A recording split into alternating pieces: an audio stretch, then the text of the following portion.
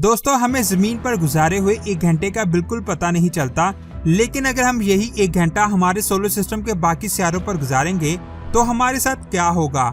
आज की इस वीडियो में मैं हर सितारे पर जाऊंगा और आपके साथ अपना एक्सपीरियंस शेयर करूंगा। लेकिन वीडियो शुरू करने से पहले आपसे गुजारिश है कि अगर आपने हमारे चैनल को सब्सक्राइब नहीं किया तो जल्दी से सब्सक्राइब करने के साथ साथ हमारी वीडियोस को लाइक और शेयर जरूर करें। सबसे पहले मैं अपने स्पेसशिप में बैठकर हमारे सोलर सिस्टम के पहले सितारे मरकरी पर जाता हूँ। यहाँ पहुंचकर मुझे बहुत ही गर्मी का सामना करना पड़ा, क्योंकि मरकरी सूरज के बहुत ज्यादा करीब है। आप ये जानकर हैरान हो जाएंगे कि दिन के वक्त इसका टेम्परेचर 427 डिग्री होता है, लेकिन रात के वक्त इसका टेम्परेचर -180 डिग्री होता है, जो बहुत ज्यादा कम है। अगर मैं कहूँ कि यहाँ पर सिर्फ और सिर्फ 1 घंटा ही तो गुजारना है, तो मैं आपको बता दूं 1 घंटा तो दूर की बात, यहाँ पर हम 90 सेकंड से ऊपर 1 सेकंड भी नहीं गुजार सकते। और 90 सेकंड भी गुजारना उस वक्त पॉसिबल होगा जब आप शाम के वक्त लैंडिंग करेंगे, क्योंकि शाम के वक्त टेम्परेचर नॉर्मल होता है। अगर आप किसी और टाइम में लैंड करेंगे तो वहाँ पर आपका जिंदा रहना नामुमकिन होगा। यहाँ पर मैंने सोचा कि 90 सेकंड में मरने से बेहतर है कि मैं किसी और सितारे पर चला जाऊं। अब मैं सोलर सिस्टम के दूसरे सितारे वीनस पर लैंड करता हूं।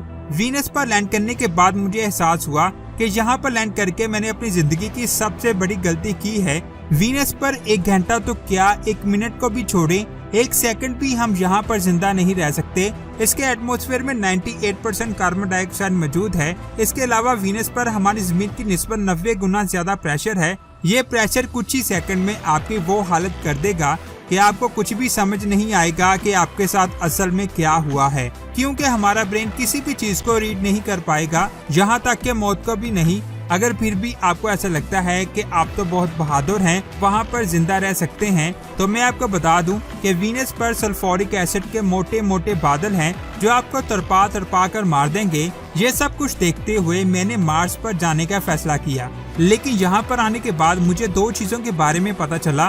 पहली कि यहाँ पर ऑक्सीजन की बहुत ज्यादा जरूरत है, और दूसरी कि यहाँ पर गर्मी के लिए कुछ इंतजाम करना पड़ेगा, क्योंकि मार्स का टेम्परेचर -60 डिग्री सेल्सियस है। अगर बगैर किसी प्रोटेक्शन के यहाँ पर घूमने की कोशिश की जाए तो फिर कुल्फी बनना तो पक्का है। और अगर आप यहाँ पर स्पेस सूट के बगैर आए तो आप तकरीबन 80 सेकंड ही जिंदा रह पाएंगे। इन 80 सेकंड में आपके पास जो ऑक्सीजन होगी वह मुकम्मल तौर पर खत्म हो जाएगी। और इसी दौरान मैं आपसे एक सवाल पूछता हूँ कि यहाँ पर कितने % ऑक्सीजन है, नीचे कमेंट्स करके जरूर बताएं। अगर आपने नीचे कमेंट कर दिया है तो मैं आपको बता दूं यहाँ पर ऑक्सीजन 0.13% है, यानी कि यहाँ पर 95% कार्बन डाइऑक्साइड मौजूद है, जिसकी वजह से यहाँ पर सांस लेना नामुमकिन है। इन सब चीजों को देखते हुए आपको समझ आ गई होगी कि मार्स पर जाने वाला इंसान जिंदा क्यों नहीं आ पाएगा, क्योंकि वो मार्स पर ज्यादा देर तक जिंदा नहीं रह सकेगा। तो दोस्तों, अगले सितारे पर जाने से पहले मेरी आपसे गुजारिश है कि इस वीडियो को लाइक जरूर करें, क्योंकि मैं सोलर सिस्टम के सबसे बड़े सितारे जुपिटर पर जाने वाला हूँ और मैं नहीं जानता कि मैं वहाँ से वापस जिंदा आऊंगा या नहीं। देखने में जुपिटर बहुत ही अच्छा लगता है, क्योंकि ये हमारी जमीन को एस्टेरॉयड के हमलों से बचाता है, जिसकी वजह से हम सबके दिल में इसके लिए बहुत ज्यादा प्यार आ रहा होगा।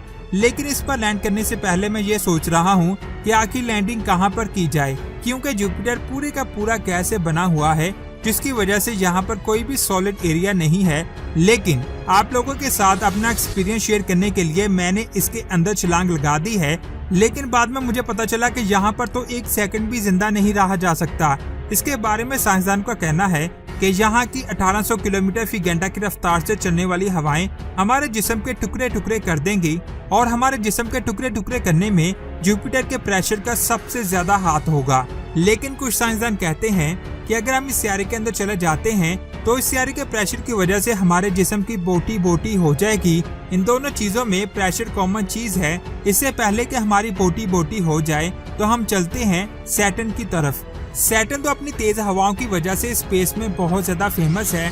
सैटर्न पर इतनी तेज हवाएं चलती हैं जिसकी वजह से यहाँ पर बड़े बड़े तूफान आते हैं।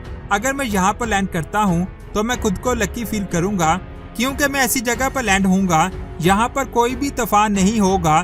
तो मैं अल्लाह का शुक्र अदा करूंगा, क्योंकि सैटर्न के 94% हिस्से पर तूफान चलते हैं। अगर मैं यहाँ पर जिंदा बच भी गया तो मैं ज्यादा से ज्यादा 15 सेकंड तक ही जिंदा रह पाऊंगा, क्योंकि यहाँ पर हवाएं बहुत ही तेज चलती हैं और ये भी हमारे जिस्म के टुकड़े टुकड़े कर सकती हैं। जिसकी वजह से हमारी एक दर्दनाक मौत होगी। यहाँ पर मैं आपको एक और चीज बता दूं, सैटर्न पर आप कहीं भी लैंड नहीं कर सकते क्योंकि ये भी एक गैस जाइंट है। आइए अब चलते हैं यूरेनस पर। यूरेनस ठंडा सियारा है जिसकी वजह से हो सकता है कि यहाँ पर हम थोड़ा टाइम गुजार सकें। यहाँ पर हर जगह अमोनिया, पानी और मीथेन का एक गर्म मिक्सचर है। अगर कोई इंसान गलती से भी इसके अंदर गिर गया तो उसकी हालत कुछ ऐसी हो कि ये मिक्सचर इतना स्ट्रॉन्ग होता है कि आपकी स्किन को पिघलाकर उड़ा देगा और कुछ ही सेकंड में आपकी मौत हो जाएगी। तो दोस्तों अब हम सोलर सिस्टम के आखिरी सियारे नेपच्यून की तरफ जाते हैं। यहाँ पर आने के बाद मुझे पता चला कि यहाँ पर तो हम एक सेकंड भी जिंदा नहीं रह सकते। क्या आपने इस लाइन को गौर से सुना है? एक सेकंड भी जिंदा नहीं रह सकते। नेपच्यून पर इतनी तेज हवाएं चलती हैं कि साउंड की स्पीड को भी ये हवाएं ब्रेक कर देती हैं। यहाँ पर 24 घंटे तूफान चलते हैं जिसकी वजह से यहाँ पर एक सेकंड भी गुजारना नामुमकिन है। यहाँ पर मैं आपको बता दूं, जमीन के अलावा किसी भी सियारे पर जिंदा रहना नामुमकिन है। तो दोस्तों आज की ये वीडियो आपको कैसी लगी नीचे कमेंट्स करके जरूर बताएं। अगर वीडियो अच्छी लगी तो लाइक करने के साथ साथ अपने दोस्तों के साथ जरूर शेयर करें और कमेंट्स करके ये भी बताएं कि आप किस सियारे पर जाना पसंद करेंगे। और ऐसी ही अमेजिंग वीडियोस को देखने के लिए हमारे चैनल को सब्सक्राइब करके बेल आइकन को प्रेस करें। अपना बहुत सारा ख्याल रखें। अल्लाह हाफिज।